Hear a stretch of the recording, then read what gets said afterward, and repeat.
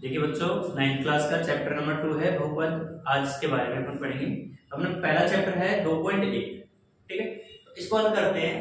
इसमें क्वेश्चन है निम्नलिखित व्यंजकों में कौन कौन से एक चर के बहुपद हैं और कौन कौन से नहीं। तो अपने कारण के सही आंसर देना है इसमें। ठीक है, तो पहला क्वेश्चन है 4x² - 3x + 7।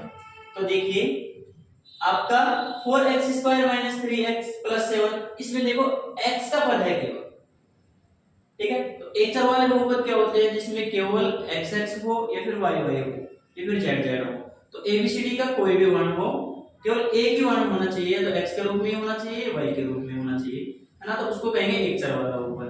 तो देखिए पहला, इसमें भी x है, यहाँ पर भी x है, तो एक चर वाला बहुपद कौन सा रहेगा? पहला एक चर वाला बहुपद रहेगा। दूसरा देखिए y² + √2। तो देखिए y एक चर वाला बहुपद है, ये भी एक चर वाला बहुपद होगा।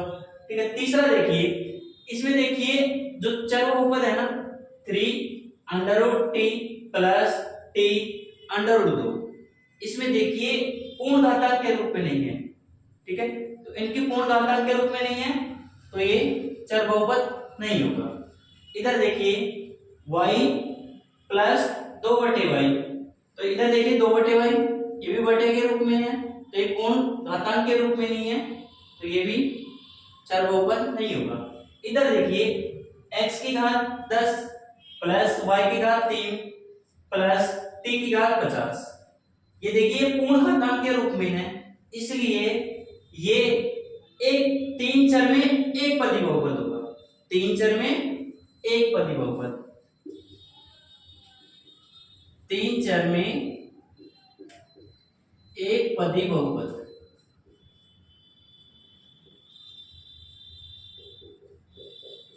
तीन चर में एक पदी बहुपद होगा। दूसरा क्वेश्चन देखिए अपना है निम्नलिखित में से प्रत्येक में x² के गुणांक लिखना है।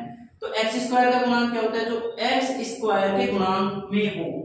तो देखिए 2 + x² + x। अब देखो x² के गुणांक में कुछ नहीं है तो 1 मान सकते हैं। तो x² का गुणांक क्या रहेगा? x² का गुणांक क्या रहेगा बेटा? x² का गुणांक रहेगा आपका 1। ठीक है, इसमें देखिए x² का गुणांक क्या है? तो x के गुणांक में जो संख्या है तो ये रहेगी आपकी -1, क्योंकि यहाँ पर देखिए x² के गुणांक में 1 रखते हैं तो -1 हो जाएगा। ठीक है, आगे देखिए x² के गुणांक में क्या है बेटा? π/2, तो आपका π/2 आपका x² का गुणांक रहेगा। इधर देखिए x² है क्या? नहीं है, तो इसमें आपका x² का गुणांक 0 रहेगा। क्या रहेगा? 0। अगला क्वेश्चन देखिए 35 घात के द्विपदी का और 100 घात के एक पदी का एक एक उदाहरण देना है। ठीक है, तो आप कुछ भी ले सकते हो, जैसे 2x की घात 35 + 4 एक पदी हो गया। अब देखो आपको क्या करना है, 100 घात के एक पदी का उदाहरण लेना है। तो ये तो हो गया आपका द्विपदी, दो पद हो गए।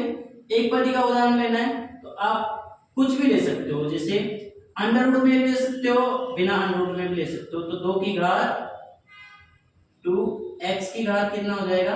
100 लिख दीजिए, या फिर आप √2 में भी ले सकते हो, √2y की घात 100 लिख दीजिए। आप कुछ भी लिख सकते हो। ठीक है, बेटा अगला क्वेश्चन है अपना 4th क्वेश्चन, निम्नलिखित बहुपदों में से प्रत्येक बहुपद की घात लिखो।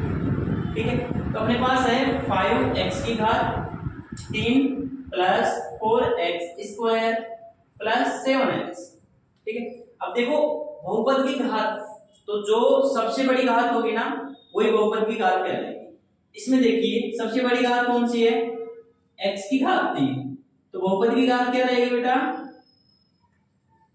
बहुपद की घात रहेगी आपकी 3। इसमें देखिए बहुपद की घात कितनी होगी? 4 - y², तो y की घात 2 है। ठीक है, तो इसमें घात कितनी रहेगी बेटा? 2 रहेगी। ठीक है, इधर देखिए 5t - √7।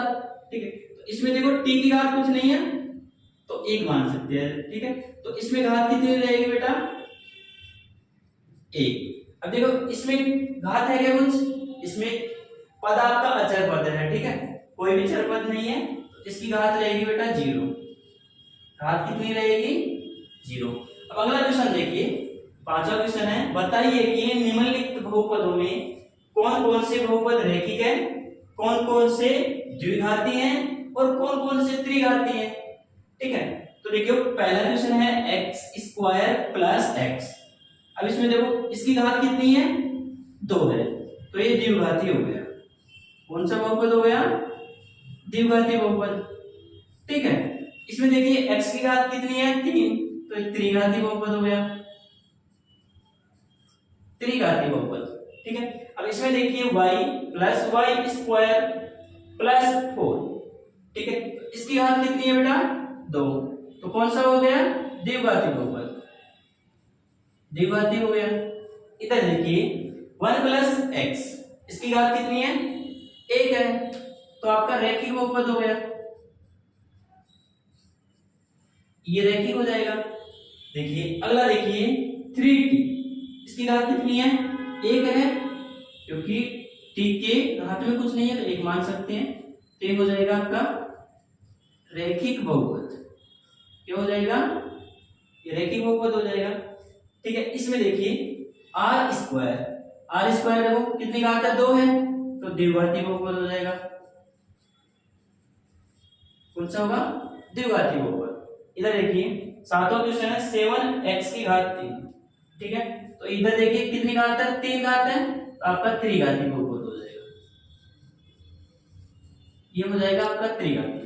इसका मतलब ये है कि जितनी घात होगी उतने घात का बहुपद होगा।